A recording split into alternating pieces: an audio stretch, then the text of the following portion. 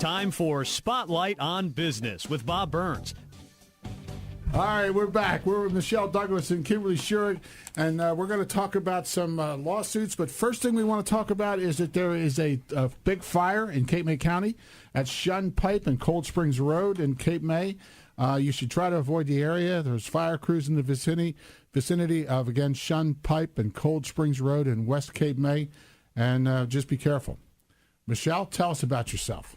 Hi, Bob. I'm a lawyer, and I practice in Northfield with the law firm of Douglas Kinnery, and we do nothing but employment law, employment and civil rights law. That's got to be a lot of fun. It is a lot of fun. We get a lot of juicy cases. I bet. I spent 5 years as Tom Vesper's investigator. Oh, you did? Yeah, okay. we did PI stuff. I was the intake guy too. Oh, well, we do better work. Better work, more fun. Sorry, Tom. How many car accidents can you see, right? That's right. Well, we always had some cool cases too, but they just kind of rise to the surface. So tell us, well, Kimberly, it's nice to have you here too. You've been here before with your friend Scott. I have been here before. It's nice to be here again and see you. You're supposed to bring food when you come here, though. Yeah. You have me confused with Scott. Okay. And you are paralegal? And I am actually Michelle's marketing manager, and Okay. I do case client investigation. So basically what you do, exactly. That's cool. Yeah, that's always a lot of fun. Yeah. Yeah, you never know what you're going to find. That is true. I'll tell you off the air. They used to call me something special at the law firm, but I'll tell you off the air. We heard you were a good digger. I did that too. So you're talking. You said you specialize in Employment and civil rights law. employment and civil rights law. We Okay. represent mostly employees. Mostly employees. So we're typically in the David and Goliath scenario. We're the David, but we've fought quite a few good battles, have quite a few good success records, and we're involved in a pretty big battle currently with Lower Township Municipal Utilities Authority. Yeah, I've seen that in the news. Yeah, That's a big deal. pretty interesting. We're going to show up tonight at the board council meeting. Lower Township is the governing entity that appoints the Lower Township Municipal Utility Authority board members. Okay. And for those of our listeners who don't know, the Cape May County Prosecutor's Office started a criminal investigation over some alleged criminal conduct involving the executive director of the Municipal Utilities Authority, as well as some board members. And our firm, Douglas Kinnery, represents 5 employees of the Municipal Utilities Authority right now who have been targeted, unfortunately, all long-term employees who have been targeted by the board for their whistleblowing activity because they just participated in the criminal investigation by the prosecutor's office. They didn't initiate it. Right. They were asked by the prosecutor's office to provide information and testimony, and now their world's been turned upside down. Well, we just saw that big case in Atlantic City that the police chief ended up with, How about that? whatever the number is, between $2 and $4 million. Yeah. Because he did some whistleblowing. Yeah, they're dangerous cases to try. I mean, and what's more is that you would think that, especially government entities, would recognize that these cases have the potential for punitive damages, but not only that, but for fee shifting. That is, if the plaintiffs are successful as prevailing parties, they win the case, Right. then the defense is required not only to pay their attorney's fees and costs, but the plaintiff's attorney's fees and costs. Okay. But for some reason, that just doesn't seem to be enough incentive for these officials, sort of like other people's money. It's like they're not accountable for their actions. I mean, either that or they just cannot help themselves in their retaliatory motivations. I know what the process is in a PI case, and I'm curious what the process is in your case. When you begin to investigate, Kim, when you begin to investigate one of these cases, what kind of parameters have to be met? You do this on a contingency basis, right? We do. Okay, so you're hung out to dry. So you're obviously not going to take the frivolous case. Right. So you have to go through some sort of process to decide. First of all, let me ask you, how long have you been doing this? 26 years. So you got an idea about how it works.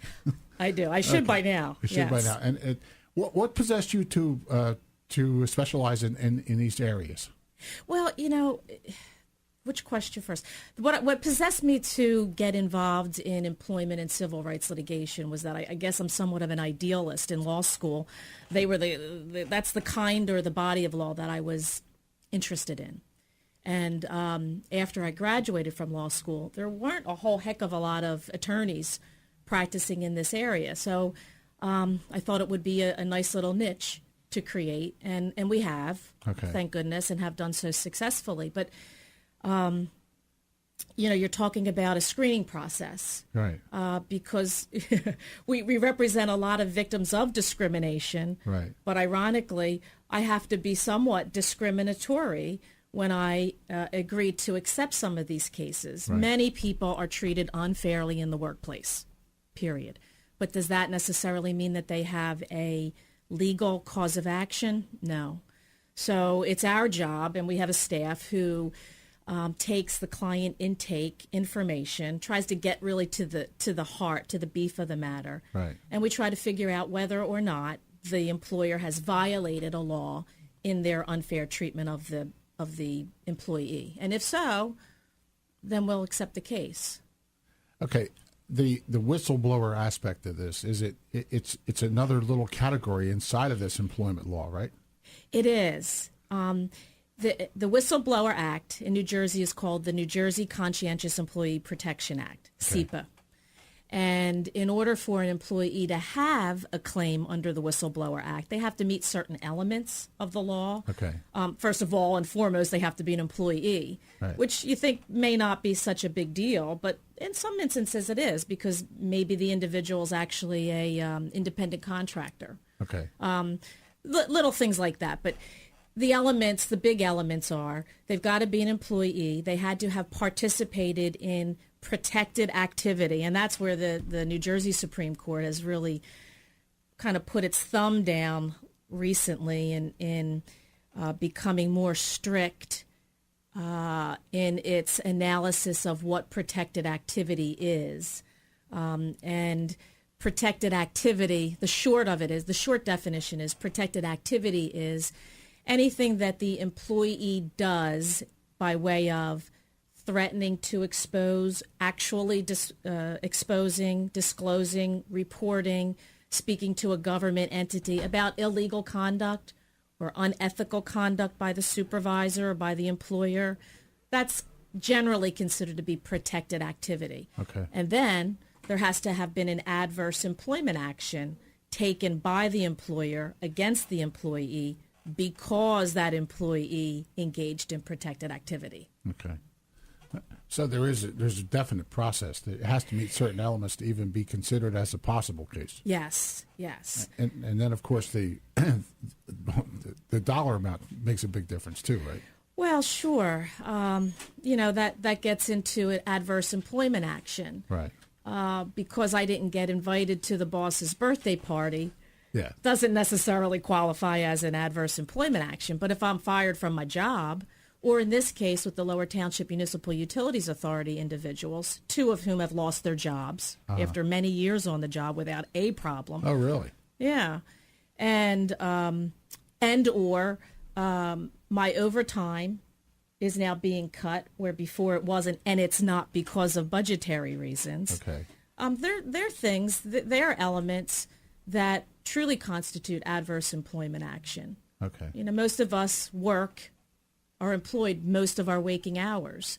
and we want to do so free from retaliation or free from the threat of losing our job for what? For doing the right thing. And in this case, the Lower Township Municipal Utilities Authority employees did nothing but the right thing. They were asked. I mean, when you're asked by the Cape May County Prosecutor's Office to participate in a criminal investigation, it's not like you really have the option to say, no thanks. Yeah, there's not a lot of options. Right. Yeah. So they were required to participate and disclosed what they knew. And yet